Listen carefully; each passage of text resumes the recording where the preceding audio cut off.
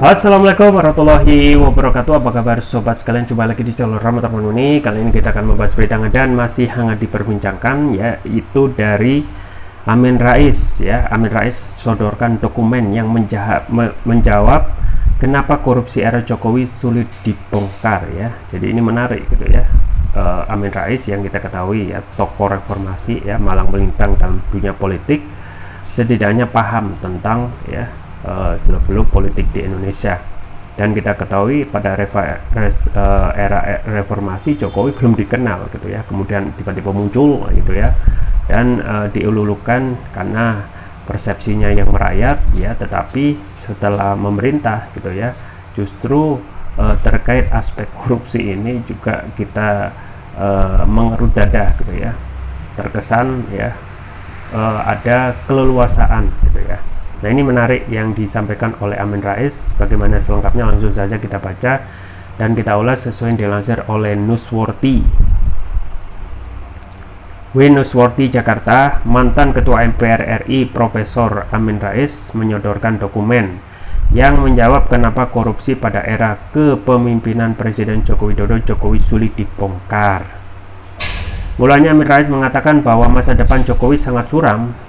Ia pun menyinggung pepatah asing tentang ayam yang akan kembali ke tempatnya bertengger. Sesungguhnya masa depan Jokowi sungguh suram, ujar Amin Rais melalui kanal YouTube miliknya, dikutip Rabu. Ada pepatah asing, chickens have come home to roost ya. Jadi ayam itu kembalinya ke tempat bertengger. Menurut Malcolm X, seluruh perbuatan, tindakan dan aksi-aksi buruk yang dilakukan oleh seseorang itu pasti akan menghukum si pelaku kejahatan itu, tambahnya. Ketua Majelis Syuro Partai Umat itu mengungkapkan sedemikian untuk menyinggung soal korupsi di Indonesia di masa kepemimpinan Jokowi. Amin Rais bahkan mengklaim penilaiannya yang menilai pemerintahan Jokowi buruk dalam penanganan korupsi didasari oleh dokumen penting yang ditulis oleh beberapa tokoh bangsa dan akademisi. Sejauh yang saya ikuti tidak ada dokumen seobjektif dan sejujur dokumen yang ditulis sebagian sesepuh bangsa yang berisi kritik dan koreksi konstruktif terhadap perkembangan nasional di zaman Jokowi. Dokumen itu berjudul Partnership for Governance Reform yang ditulis pada 2021 jelasnya. Menurut Amin Rais, dokumen yang ia jadikan dasar pernyataannya tersebut menjelaskan bahwa korupsi di masa kepemimpinan Jokowi sudah diproteksi oleh negara. Hasilnya adalah penegakan hukum pada kasus korupsi tidak bisa dilakukan jadi diproteksi oleh negara. Nah, ini menarik gitu ya. Jadi ada sakut pautnya negara berarti atau pemerintah dalam hal ini. Korupsi di Indonesia sudah bersifat dicengkram dan diproteksi oleh negara sehingga sangat sulit dibongkar dan dikalahkan. Istilahnya sudah dipagari, sehingga kekuatan yang akan membongkar seolah-olah tidak ada harapan, jelasnya. Ketika masuk pengadilan kasus besar, korupsi lebih sering menguap tanpa follow up Kita ketahui banyak sekali kasusnya Tak ada shaming culture sehingga mempermalukan koruptor, sehingga kejahatan korupsi yang melemahkan bangsa dan negara dan melukai rasa keadilan rakyat dianggap biasa-biasa saja, tambahnya. Paling tidak menurut Amin Rais, kebobrokan penanganan korupsi era Jokowi tergambar dari anjloknya angka indeks persepsi korupsi Indonesia. Hal ini menurut Amin menempatkan Indonesia masuk dalam jajaran negara bobrok dan terkorup di dunia. Jadi indeks persepsi korupsi tahun 2022 lalu sudah anjlok dari 38 ke 34. Indonesia masuk dalam rombongan negara bobrok dan terkorup di dunia, ungkapnya. Karena Amin Rais memberi usul agar hal buruk sebagaimana disebutkan di awal tadi tak terjadi. Jokowi harus memanfaatkan sisa masa jabatan untuk berbuat adil kepada masyarakat. Jadi hati-hati Pak Jokowi, Anda tidak bisa lari pengadilan rakyat dan pengadilan sejarah. Jadi kalau saya boleh usul, manfaatkan 15 bulan sisa kekuasaan Anda untuk berbuat adil kepada rakyat Indonesia, ujarnya. Tinggalkan penghidmatan Anda pada oligarki politik dan bisnis ekonomi, tambahnya. Itu sobat sekalian terkait dengan penyampaian dokumen yang disampaikan oleh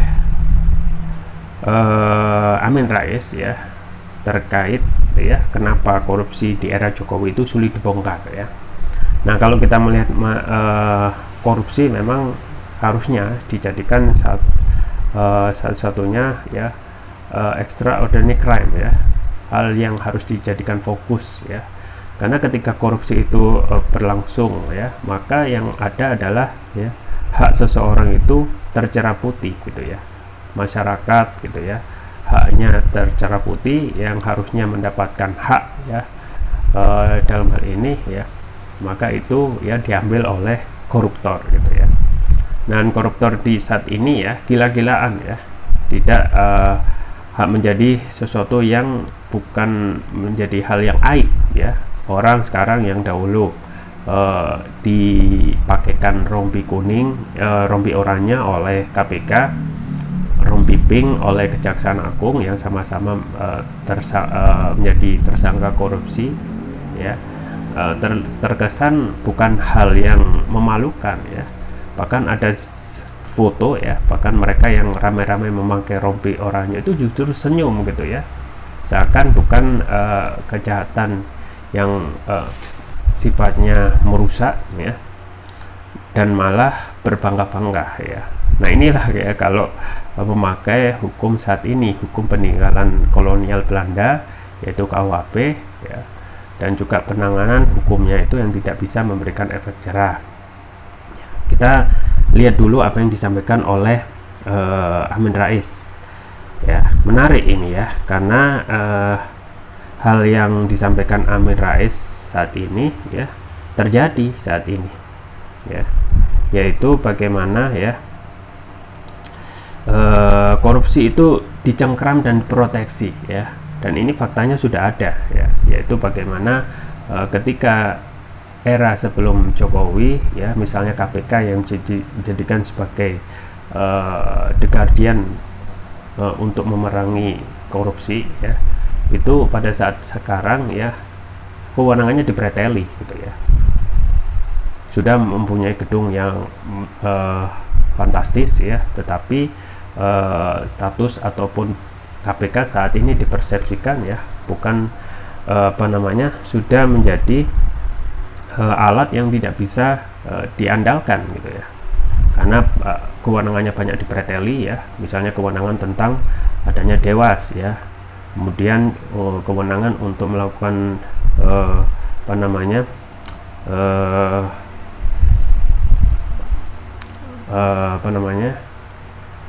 CCTV ya, ataupun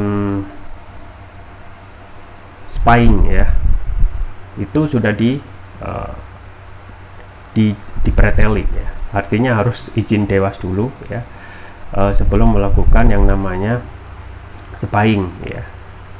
Dan ini sudah banyak diakui gitu ya, dan saat ini ya meskipun KPK yang menjadi alat ya yang diandalkan sekarang ya sudah tidak bisa mempunyai ya cengkeraman yang kuat seperti sebelumnya ya. Jadi misalnya sekarang melakukan OTT pun ya dianggap menjadi hal yang sifatnya formalitas ya, hanya sifatnya formalitas yang itu menjadi hal yang biasa gitu ya, dan tidak bisa memberikan ataupun ya menjangkau orang-orang yang terlibat korupsi yang mempunyai ya jabatan yang lebih tinggi ya. Nah, ini juga yang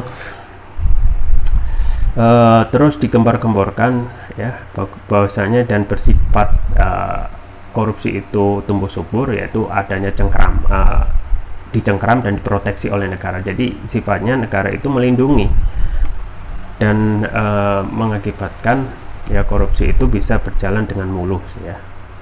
Nah, hal yang selanjutnya yang juga sering tidak bisa berjalan ya, follow up ya tentang tindak pidana korupsi itu tidak ada tindak lanjut ya. Bahkan yang bisa kita sampaikan, orang-orang yang dihukum itu kadang ya tidak sifatnya tuntas ya.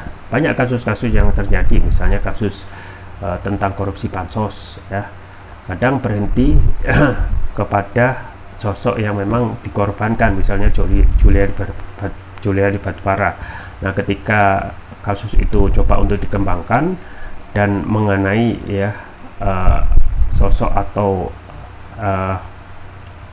lembaga yang dikhawatirkan akan menjalar lebih besar, maka itu dihentikan ya, dan itu rata-rata terjadi, dan akhirnya korupsi itu berhenti seketika ya, korupsi bansos ya, korupsi di di KP ya, kelautan dan lain sebagainya, termasuk juga korupsi yang dibongkar oleh Prof Mahfud ya, yaitu tentang skandal janggal transaksi 349 triliun, dan sekarang tidak ada kelanjutan, tidak ada kejelasan siapa yang melakukan tindakan transaksi janggal tersebut ya, dan akhirnya ya kita bisa sampaikan ya, terkesan hanya mencari panas di awal ya, panas di media, dan terkesan untuk menaikkan elektabilitas ya, yang coba untuk menggembor-gemborkan itu saja gitu ya, menaikkan nama Mahfud MD yang terkesan namanya sudah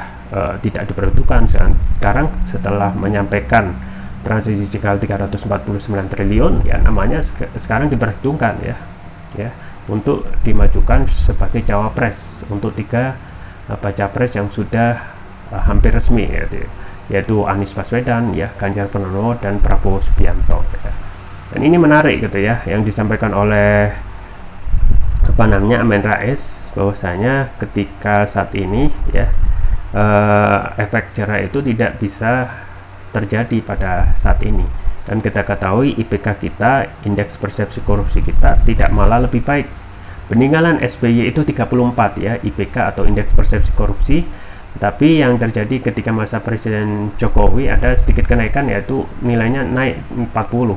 Tapi 2022 ya hingga saat ini justru turun ya, turun ke arah nilai yang lebih terjun bebas 38, dan akhirnya kembali lagi ke 34 ya. Jadi itulah ya sobat sekalian, bahwasanya korupsi itu dengan menyampaikan ataupun melaksanakan hukum saat ini sampai kapanpun ya tidak akan bisa memberikan penghukuman ya, bahkan efek jerah ya.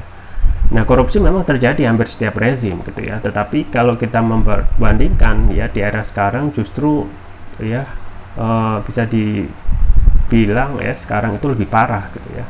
Korupsi bansos yang konon ya disampaikan nilainya itu sampai 100 triliun gitu ya, belum korupsi yang ya 5 koruptor pada Menteri Jokowi ya, yang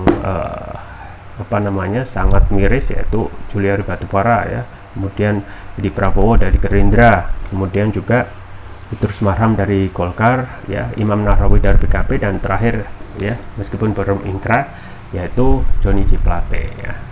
Jadi memang dan nilainya gila-gilaan gitu ya.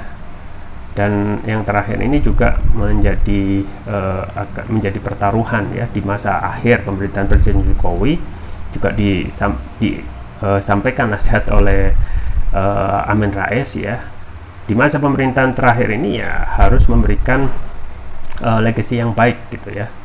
Tapi apakah bisa gitu ya di masa saat ini yang kadang persepsinya sudah tidak bisa memberikan harapan ya. Itu bisa dilihat dari dukungan ya kepada oposisi ya, misalnya kepada Anies Baswedan ya. Kenapa dukungan Anies Baswedan saat ini lebih naik ya? Nah, semakin ketidakpuasan terhadap kinerja pemerintah Presiden Jokowi Amin ya, maka yang terjadi adalah dukungan itu akan mengalir deras ya, tentu saja ke oposisi, yaitu Anies Baswedan ya. Jadi maka korupsi ini ya, kalau tidak ada perbaikan ya, atau tetap memakai sistem saat ini ya, yang tidak bisa memberikan efek jerah, maka tidak akan ada perubahan yang signifikan ya. Ada satu hal yang sering juga saya sampaikan terkait adanya pasal yang juga menjadi senjata yang untuk mengatasi tindak pidana korupsi, yaitu pasal pembuktian terbalik, yang justru ini dihapuskan oleh DPR ya. Kalau ini dipakai maka bisa dijadikan andalan gitu ya. Kemudian juga bagaimana sistem saat ini yang kalau kita terus pakai, yaitu hukum manusia, maka tidak akan bisa memberikan efek jerah ya. Dulu ketika